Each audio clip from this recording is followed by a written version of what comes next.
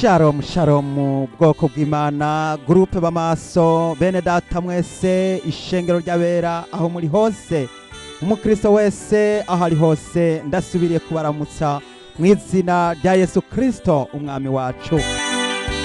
Jewe kw'izina nitwa Abeli Mbonimpa, ndanezerejwe cyane kuri uno munsi kongera kugirirwa ubuntu n'Imana kugira ngo twongere kuyaga amajambo y'Imana nk'uko bisanzwe. Imana yatugiriye ubuntu kugira ngo dukomeze gusangira amajambo y'Imana yo mu butumwa bwiza bwa Matayo.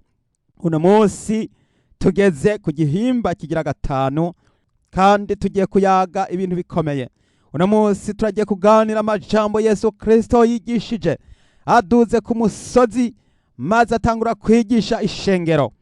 Tega amatwi wumve mwene data, wewe wakijijwe, wewe wiyuhagiye, wewe wejejwe, wewe witeguye kubona Imana, witeguye kuduganwa mu ijuru, wewe witeguye gusanganira Yesu Kristo. Tega amatwi wumve ibi biriko biravugwa kandi ni jambo rikomeye biriko birabwirwa wewe, biriko birabwirwa jewe. Haleluya. Mwene data tugiye gusenga Imana, Imana itugirire neza, hanyuma tuje tubandanya n'ijambo ry'Imana. Data wa twese uri mu ijuru, Mana y'ubushobozi, gitandara kizima, mw'izina rya Yesu Kristo ndashimye nkenguruka kubw'aya majambo mwami tugiye kwiga kandi tugiye gusangira. Urakoze kuri iyi saha, urakoze kuri uyu munota. Ndasengeye groupe b'amaso bongere kugabana kwitegura maze iri jambo ryawe rigira ikibanza mu mitima yacu, mw'izina rya Yesu Kristo umwami n'umukiza wacu, amen. Dusome amajambo y'Imana aboneka mu butumwa bwiza bwa Matayo igihimba ca gatanu, maze dusome duhereye ku murongo wa mbere. Umutwe w'amajambo uravuga ngo Yesu yerekana abahirwe abaribo. Haleluya. Mwene data urahiriwe, wewe uri umuhirwe watoranijwe, urahiriwe asangwa ugiye kuzuza ibi byose tugiye kudondagura. Mwene data tega amatwi dusangire iri jambo ry'Imana.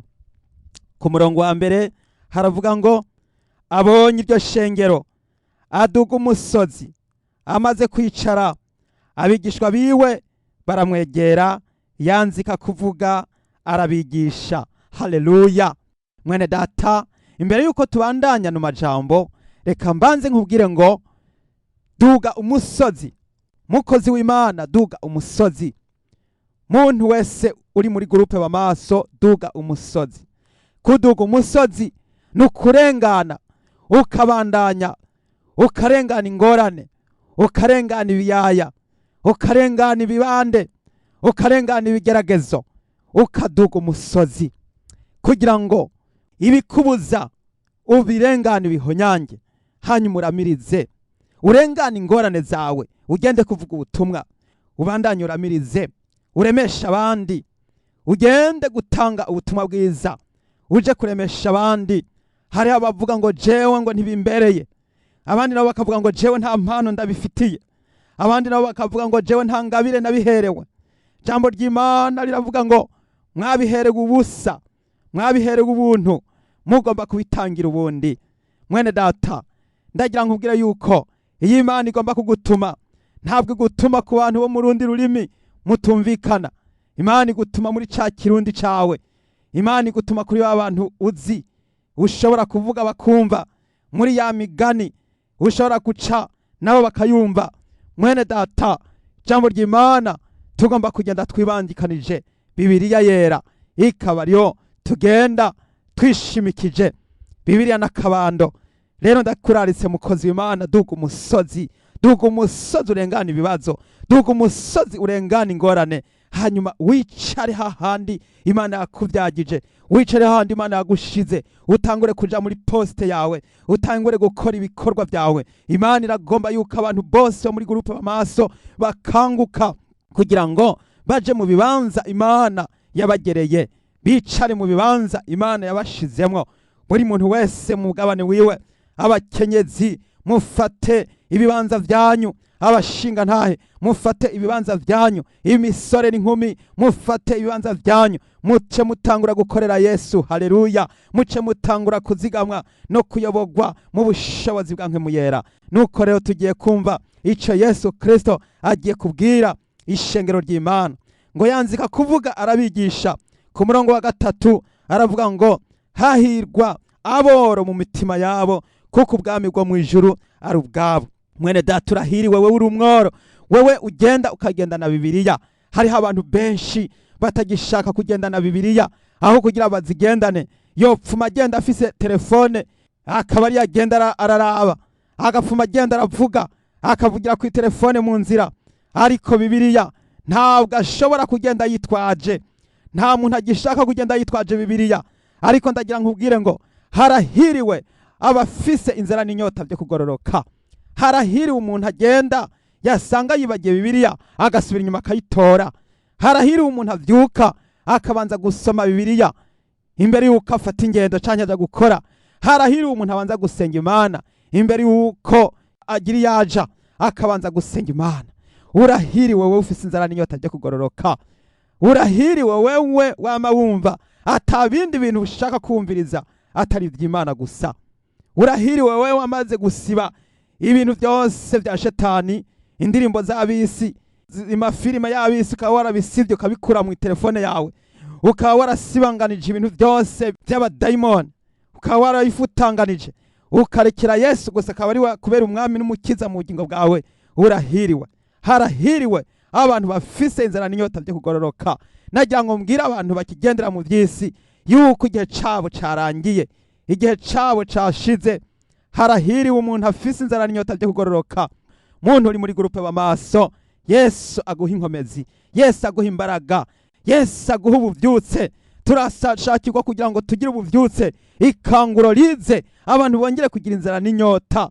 Yesu yaravuze ngo unyizera inzuzi z'amazi y'ubugingo zizokwama zitemba ziva mu nda yiwe. None rero mwene data, wewe ufise inzara n'inyota byo kugororoka, urahiriwe. Yesu akugirire neza. Nuko rero tubandanije ku murongo wa 4 haravuga ngo hahirwa abatuntuye, kuko aribo bazokwirurwa. Mani habwa icubahiro. Hahirwa abatuntuye. Wewe utuntujwe n'ukuntu isi igeramiwe n'ivyaha, igeramiwe n'ukuntu abantu birirwa barahukana, birirwa barasambana, birirwa baragendera mu kaboregwe. Wewe ufise intuntu y'ukubona isi iriko irazimira, ipotera, igiye kurimbuka, ukaba wirigurarira. Urahiriwe wewe ufise amarira. Nagira ngo umbwire umuntu atakunda kurira yuko ari igihe cyo kuririra isi. Twibuke ko Yeremiya yarize agaheba agacura intimba, agaheba agakorora amosozi. Harahiriwe umuntu ariko arakorora amosozi, ariko araririra Imana, aseme atakamba, aboroga, atakambira Imana kugira ngo imutabari, dutabari, dukinjishe. Kubera isi igiye kubona ibara, isi igiye kurimbuka. Harahiriwe abantu bariko bararira, bariko bararizwa n'ivyaha kugira ngo bihane. Erega utihanye none urindiye ko baguhana. Umunsi umuntu arindiye ko bazomuhana, yiteguye kuzohabwa agakarabo ka vino y'uburake bw'Imana, kubera yuko byaranse yuko wihana. None rero igihe kigiye kuza aho uwo muntu yanze kwihana agiye kurimbuka. Nico gituma ngo harahiriwe abantu batangura kwicuza, bakicurikira, bagacurishwa intimba n'ivyaha, ivyaha vyabo. Erega hari umuntu yihana cyane ivyaha vyiwe n'ivyaha by'abandi, kubera yuko isi yamaze kononekara. Twibuke yuko abakozi Imana kera basenga.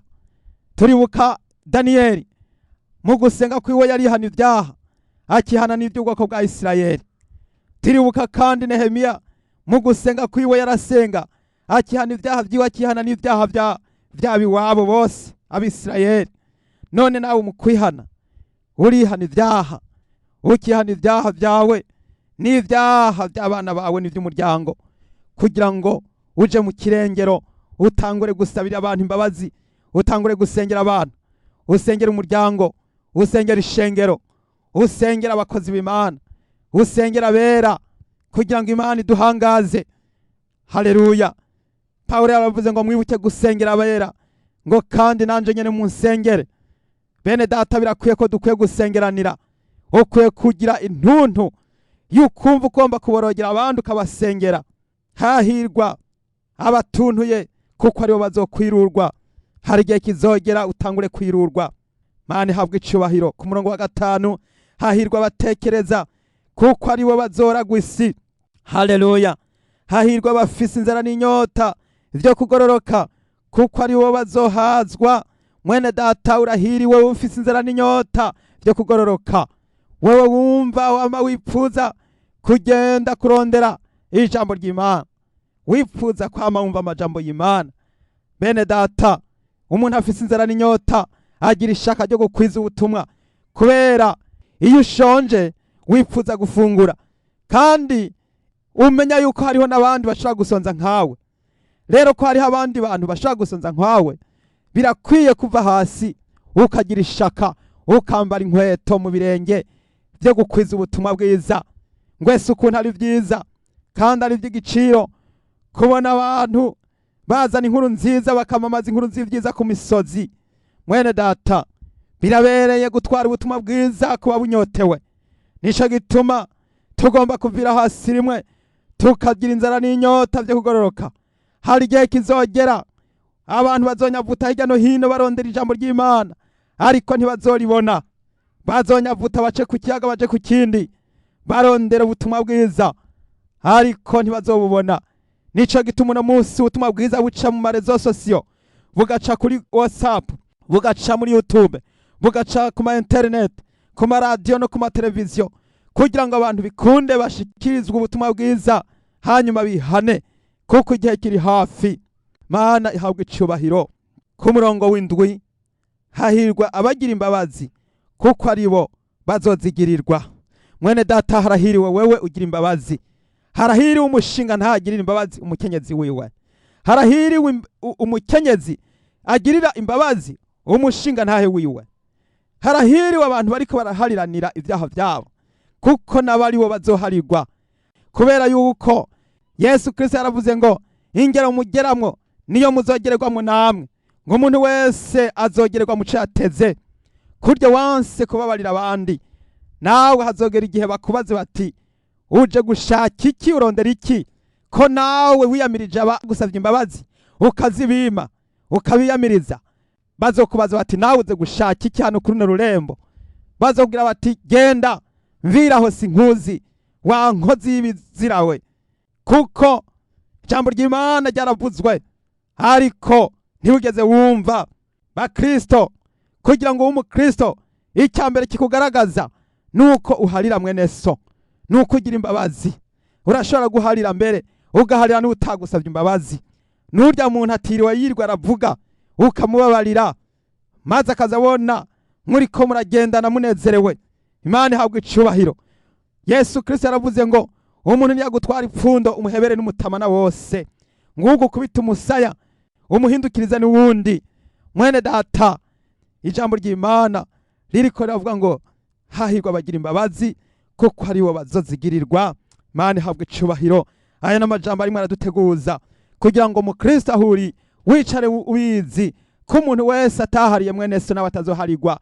Wicare ubizi ko umuntu yidoga arinda apfa yidoga, no mu kuzima agenda yidoga, kandi ujya muntu widogera uzoguma umwidogera no mu muriro, bizoguma ari uko nyene. Ubwo rubanza ntawe uzoruca, kuko ntirwigeze rucibwa. Urubanza rudaciriwe hano mu isi ntiruzogera mu kuzimu ngo rucibwe. Nico gituma ari igihe ciza muri gurupe b'amaso mutangure gukora activite amasekeza, isekeza ryo gusabana imbabazi no kugiriranira imbabazi no guhariranira. Muharira babagiriye nabi, musabira imbabazi abagiriye nabi. Mwene data, kugira ngo namwe mushobore guharirwa. Mana yacu ihabwe icubahiro. Mana itugirire neza. Haleluya. Twibuke wa mugani wa muntu yarafitiye itarani 10,000 shebuja. Hanyuma shebuja araza aramwishuza ati rero ko wabuze itaranto zanje, ndakugira ingwati maze n'umugore wawe n'abana bawe mwese n'itongo ryanyu byose ndabifate. Wa muntu araza mwikubita imbere ati ngirira ikigongwe, nzogerageza kubikwishura. Wa muntu aramubwira ati ndakubabariye, genda amahoro. Ariko wa muntu yababariwe acahura n'uwamuririye umwenda w'idenariyo, idenariyo ijana n'amahera make cyane. Mwene data amaze kumubona yafatiye mu kanigo, amushirisha mu munyororo, ati kubuza icyo ndiha ndagupfunga, ntugomba no kwigura, uravuga nta n'ijambo, nta no kwiregura. Ntiyanamukundiye yuko yiregura, ntiyanamukundiye nuko yumva ica mubariye. Maze inkuru ziragenda zishikira wa wundi yamuhariye itaranto 10,000. Baramugira bati waramuhariye, ariko wewe uwo mufitiye 100 afatiye mu kanigo. Wa wundi araza aravuga ati naguhariye 10,000, none nawe biranse yuko ushobora guharira uwagutwaye idenari 100 kandi ataco bipfana. Mwene data nagira nkubwire yuko itaranto rimwe ririmo idenari y'6,000, none wumva bipfana iki itaranto 10,000 ku idenari 100? Yahariwe ibyaha byinshi, ariko wewe ntashoboye guharira uwamukoreye nabi ku kantu gatoya. Nico gituma acirwa urubanza. Baramugira bati nimutware mumute mu gasho, azovayo ari uko arishe itaranto 10,000, kandi arishe itaranto ya nyuma azoriha arihe ku kanyuma. Mwene data, uyu mugani uri kurasigurira abantu yuko igihe uzoba watawe mu muriro ntaco uzoronka urihirayo. Hariya muri Gehenomu nta kazi kariyo, nta hantu baza guca ingero.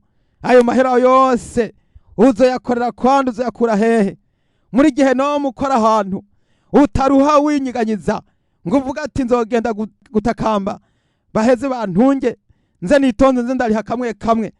Mwene data, umuririmbyi yaririmbye ngo naho noba nganzi y'isi yose nkagomba kuyitanga ku ciro, ngo ntaho yoshobora kumarira umwenda nokererwa hanini gose. Mbega umuntu vyo mumarira iki kunguka ivyo mw'isi byose niyakwa ubugingo bwiwe ku ciro? Mwene data, naho wobuga bisi n'ijuru ntiwoshobora kuriha agatwe kawe canke amagara yawe. Umuntu azimvye gusumbya ivyo tubona, umuntu afise agaciro ko wanse kubaha Imana, ni wewe ubwawe uzokwakwa ku ciro. Ubugingo bwawe nibwo buzoba bukeneye kugira ngo burihe, uzoriha mirere na mirere. Mwene data, mwige kugira imbabazi, mwige guhariranira, mwige gusabanira ikigongwe, mwige kubabariranira bene data, kuko ari byo bidukwiye. Iryo niryo sengesho Yesu Kristo yasenze avuga ati uduharira ibyaha byacu nkuko natwe tubiharira ababitugirira. Mwene data, Yesu Kristo yaravuze ati nimutarira abandi namwe so mu ijuru ntazobaharira.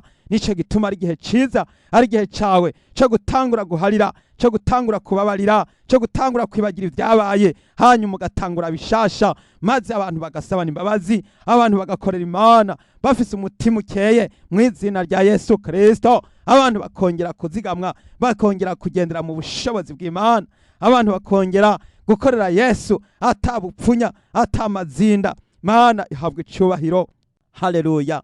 Ku murongo w'8 haravuga ngo hahirwa abafise imitima itanduye kuko aribo bazobona Imana. Haleluya. Mwene data ufise umutima utanduye urahiriwe, witeguye kubona Imana. Wewe ufise umutima wejejwe, witeguye kubona Imana. Rero bishakirwa ko twiyeza buri munsi, birashakirwa ko tugomba kwezwa. Wame wiyeza, amaraso ya Yesu Kristo agomba kwama kweza buri saha na buri munota.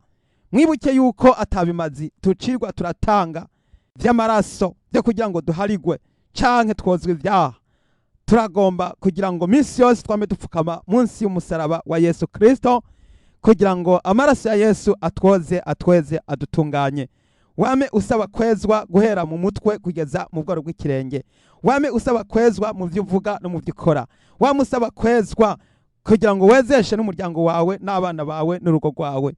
Kandi akazi ukora wame usaba amaraso ya Yesu yeze ibiko gukora, kugira ngo ibyo ukoze ko bibe bihezagiwe mu izina rya Yesu Kristo. Mana ihabwe icubahiro. Utazoba afise umutima wejejwe ntabwo ashobora kwegera Imana. Aho Imana iba harejejwe hari uruzi rubonerana, mwene data icaha kikihagera gica kibonekana, kuko n'uruzi rubonerana, kuko ntushobora gushikaho Imana iba utiyejeje, ntushobora gushikaho Imana iba utitunganije. Imana iba ahantu mu muco utegerwa, nta muntu yigeze kubona Imana. Umwana w'Imana gusa aba mu gikiriza ca se niwe wenyene yayimenyekanishije. Haleluya!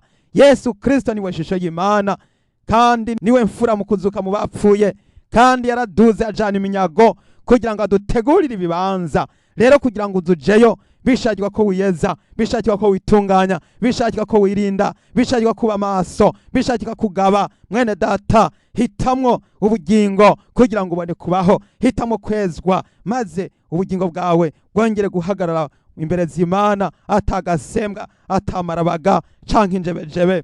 Haleluya! Ku murongo w'9 haravuga ngo hahirwa ababanguranya, kuko aribo bazokwitwa abana b'Imana. Imana ihabwa icubahiro. Ndagira ngo mbwire umukristo wese yuko agomba kugira umutima wo guhanura, umutima wo gusengera abandi, umutima wo kwipfuriza abantu ko basubirana. Ugahanura umukenyezi, ugahanura umushinga ntahati nimwubake rugume, nta gusambura, ahubwo no kubaka. Mutegereza kubakana, mutegereza kuremeshanya. Nico gituma ndagira ngo mbwire abantu bose, muntu afise ibibazo mu rugo, nimwubake rugume, nimwubake rugume mwaye kwahukana. Umuntu ahanura kwahukana ntabwo aba ariko arakoreshwa n'Imana. Umuntu arimo aragira agatima ko kwahukana ntabwo aba arimo arakoreshwa n'Imana. Uwo ni umudayimoni, uwo ni umwuka mubi. Nico gituma tugomba kuremeshanya, abantu bakunga ubumwe, bakunga ubucuti, bakunga ubufatanye, maze bakayoboka, hanyuma bakizera kandi bakarushirizaho guhagarara bashikamye. Rero ababanguranya bisobanurwa ngo umuntu yipfuriza amahoro mwene se, umuntu yipfuriza amahoro uwiwabo, umuntu yipfuriza amahoro abo bavukana, umuntu yipfuriza amahoro inshuti n'abagenzi, umuntu yipfuriza amahoro mukozi w'Imana mugenzi we. Uwo niwe azoragwa ijuru, uwo niwe azoragwa ubwami bw'Imana. Nagira ngo ndababwire yuko kugira ngo tuze twisange tufise amazina yacu yanditswe mu gitabo cy'ubugingo, ibikorwa bituma ayo mazina yacu yandikwa hariya turimo turabikora hano. Erega ibikorwa bituma wandikwa mu ijuru, bituma imirimo yawe yandikwa mu ijuru, ni ibi bikorwa bya buri munsi, n'izi mvugo za buri munsi, n'izi ngendo za buri munsi, n'ibi bintu ugenda ukora buri munsi, uko wikaragiteriza, uko ugenda wiyerekana imbere y'abantu. Ibyo ukora byose Imana nayo igenda inota, igenda yandika, igenda imenya, kandi igenda isobanukirwa imitegekere n'imigendekere yawe. Mwene data, jambo ry'Imana riratubwira ngo nuko rero ngo nimwigana Imana nk'abana ikunda, kandi mugendere mu rukundo. Mwene data, wigana Imana, ukorera Imana, uvuge nk'uko Imana ivuga, ukore nk'uko Imana ikora, ugende nk'uko Imana igenda, ugere ikirenge mu ca Yesu Kristo. Imana ihabwa icubahiro, Yesu atugirire neza. Nuko rero tukomeze tubandanye. Ku murongo w'10 haravuga ngo hahirwa abahamwe bahorwa ukugororoka, kuko ubwami bwo mu ijuru ari ubwabo. Harahiriwe umuntu ahamwa, agahamwa kuko yavuze ubutumwa, agahamwa kuko yabwiye abantu kwihana. Harahiriwe intumwa zarishwe bahorwa kugororoka, zarishwe kuko bemeye bagashingira intahe Yesu, kuko bavuze bati turi vyabona byo kushingira intahe kuzuka ku mwami wacu Yesu Kristo, turi vyabona byo kwemeza yuko Yesu bamwishe bakamwica, natwe twari vyabona, twarabibonye kandi turabishingira intahe. None nawe mwene data uri cabona, harahiriwe wewe mwene data uzo kwisanga barimo barakwagiriza yuko wavuze ubutumwa. Umuntu wese ariko aragirizwa ko yavuze ubutumwa arahiriwe, ariko nimba bakwagiriza yuko wasambanye, ico nukucihana. Nimba bakwagiriza yuko uri mboregwa, ico nukucihana. Nimba bakwagiriza yuko ufise urusaku, ubwo nukugwihana. Ariko nimba bakwagiriza yuko wahanuye ati nimwubake rugume, aho nta caho ufise, wewe urahiriwe. Nimba bakwagiriza yuko wabwiye abantu ati nimubatizwe mu mazi menshi, mubatizwe umuntu wese yakira umwami Yesu mu mutima wiwe, urahiriwe. Nimba wagirizwa yuko uri kurigisha abantu kwihana inzoga, kwihana kaboregwa, abantu bihane bakizwe bameneke baba abakristo. Urahiriwe, urahiriwe uriko uratotezwa baguhora yuko ugomba kwivangura n'ivy'isi, ugomba kwirukana imyuka mibi, ugomba guhagarara mu bushobozi bw'Imana, ugomba gukangurira abantu kuba maso no kwitegurira gusanganira umwami wacu Yesu Kristo. Urahiriwe, Mana ihabwe icubahiro. Ndagira ngo ubwire ngo shikama ushira amanga, iri jambo ry'Imana rije kuri wewe kugira ngo rikuremeshe. Urahiriwe, mwijuru Imana iranezerewe. Imana ikubona nkuko yabona Stefano bakimutera amabuye, Yesu yaciye ahaguruka. Haleluya. Stefano aravuga ati nabonye umwana w'umuntu ahagaze iburyo bw'Imana. Yesu Kristo amaze kubona bamuteye ibuye rya mbere, yaciye ahaguruka ati baramuteye amabuye, baramuteye amabuye, baramuteye amabuye kandi ataco bamuhora, baramuteye amabuye kandi ataco bamuziza, baramuteye amabuye kandi ariko arababwira ubutumwa bwiza. Mwene data, y'abantu bariko baraguhaririza, uriko urababwira ivy'ijuru, Yesu arahaguruka akavuga ati ngabarya baratanguye kumutera amabuye. Mwene data, birashakirwa yuko uramiriza. Urahiriwe wewe uriko urakorera Yesu mu bihe bidasanzwe, mu bihe bikomeye, ariko ni wewe Yesu azogororera. Nagira ngo ndemeshe umukristo wese ahari ashikame, yongerwe inkomezi, yongerwe imbaraga, kuko niko vyamye bigenda kuva na kera hose. Intumwa zarahamwe, zarishwe, abandi baratotezwa, abandi barakugwa mu vyabo, ariko ntibigeze bacika intege, ntibigeze bareka, bakomeje gushikama kwibanga, bakomeje kuvuga ubutumwa bwiza. Ku murongo wa 11 haravuga ngo namwe muzoba muhiriwe aho bazobatuka bakabahama bakabarementaniriza ibibi byose babampoye. Haleluya. Munezerwe muhimbarwe kuko impera zanyu ari nyinshi mu ijuru. Haleluya. Kuko ariko bahama abavugishwa n'Imana ba mbere. Imana ihabwe icubahiro. Namwe muzoba muhiriwe. Gurupe b'amaso, haguruka mushikame. Mukenyezi hagarara nk'umukenyezi yakijijwe yihanye. Uhagararira ijambo ry'Imana, uhagararira ukuri. Haleluya. Shikama mwigeme, kura hasi ube umukristo wa wundi Imana igomba. Ushingira intaha abandi bigeme bagenzi bawe nabo bakizwe bihane. Urahiriwe nubwo bazokuremantaniriza, nubwo bazogusanga huri wewe uri ku kazi ugasanga ufise ibibazo, ugasanga bariko baraguteragiranwa kubera yuko wakijijwe, utakinywa inzoga, utagisambana, utakiboregwa. Ariko mwene data, hagarara ushikamye, nturi wenyene. Yesu ari kumwe nawe, mpemu yera ari kumwe nawe, ubushobozi bw'Imana buri kumwe nawe, kandi abakozi b'Imana bariko baragusengera.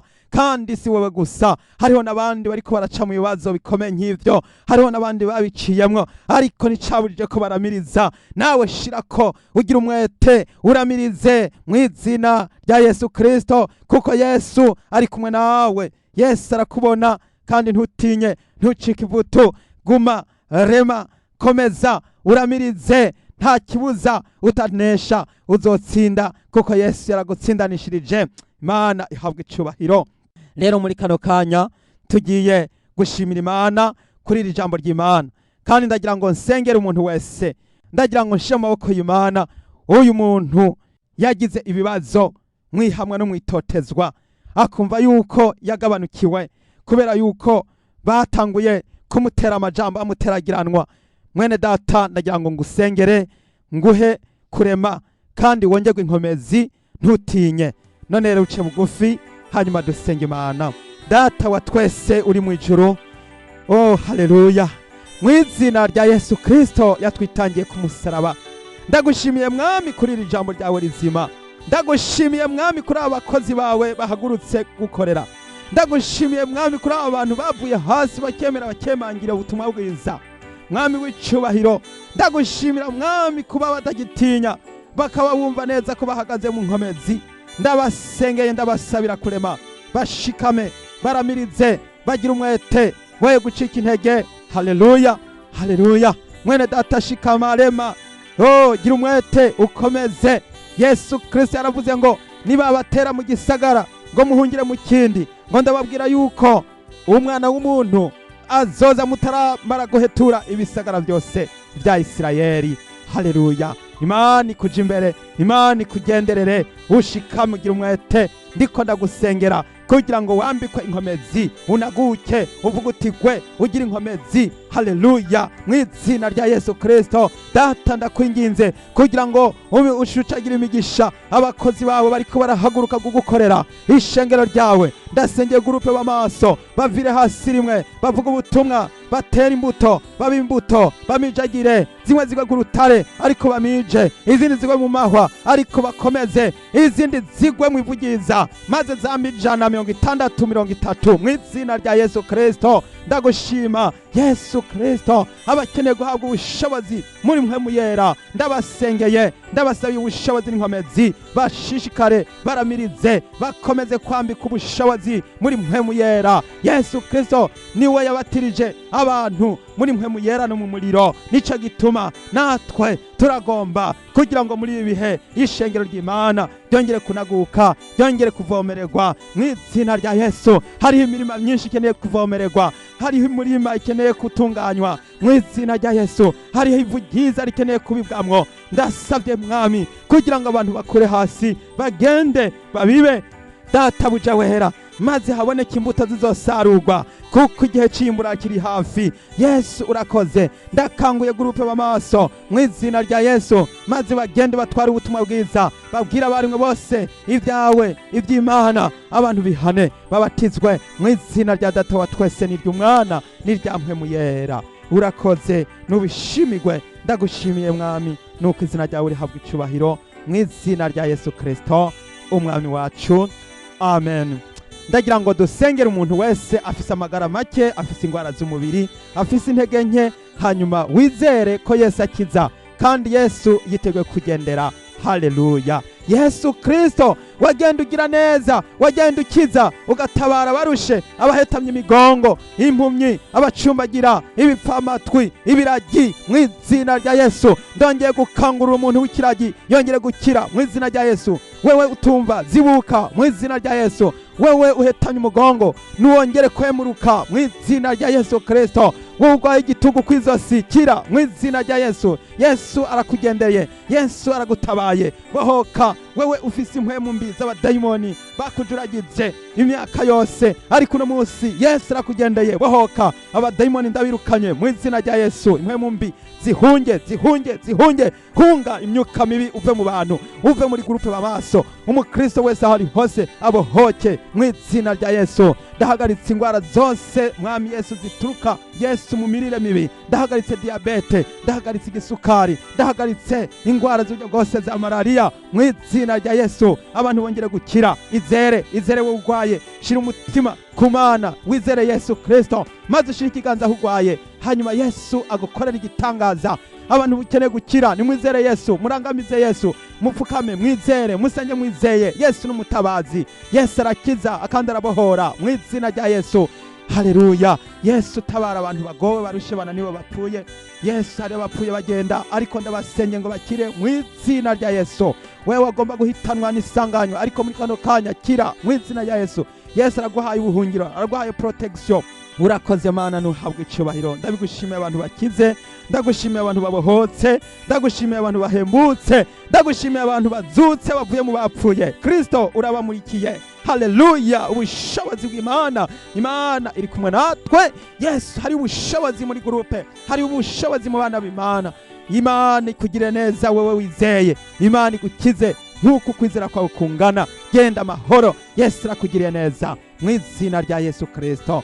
Haleluya. Mwami, kiza abantu bafise ingwara z'imitima, imitima ifise ingwara idasanzwe. Ndasengeye umuntu afise igicaha yihane, ico caha cawe nikibohoke. Bohoka ku caha, ukire izo ngwara z'umutima mu izina rya Yesu. Nuwihane, ubwire Yesu ati ndihanye ivyaha vyanje byose, ndakiriye Yesu Mwami n'umukiza wanje guhera uyu munsi. Haleluya. Mwami Yesu, ndasengeye umuntu ariko arihana, umwogesha amaraso yawe y'igiciro kinini, amazina yiwe yandike mu gitabo cyawe cy'ubugingo cyawe mwagazi w'intama. Ndabigushimiye, urakoze Mwami. Genda gendera abera bawe n'ubwoko bwawe n'abana b'Imana bose, izina ryawe rishemagizwe. Ndagushimiye Mwami Yesu, uyu muntu azimurutse yongeye kuba icari mugisha. Data, wandike amazina yiwe mu gitabo cyawe cy'ubugingo. Urakoze kubikoze, ndagushimiye kumwakiriye ndagushimiye yuko utugiriye neza, ndagushimiye ko ubutumwa bwiza buronse ikibanza cihariye mu mitima y'abera bose. Haleluya, nubishimirwa nyakubahwa, nanje ndavyakiriye nshima kandi nkenguruka mu izina rya Yesu Kristo, umwami n'umukiza wacu. Amen, amen, amen. Mwene data ufise igishinga ntahe, uduhamagare kugira ngo igishinga ntahe cawe tugishikirize bene data. Mwene data ufise umutwaro ukaba wifuza ko tugusengera, uduhamagare kugira ngo tugusengere umutwaro wawe. Uhamagare kuri telefone utanguza igiharuro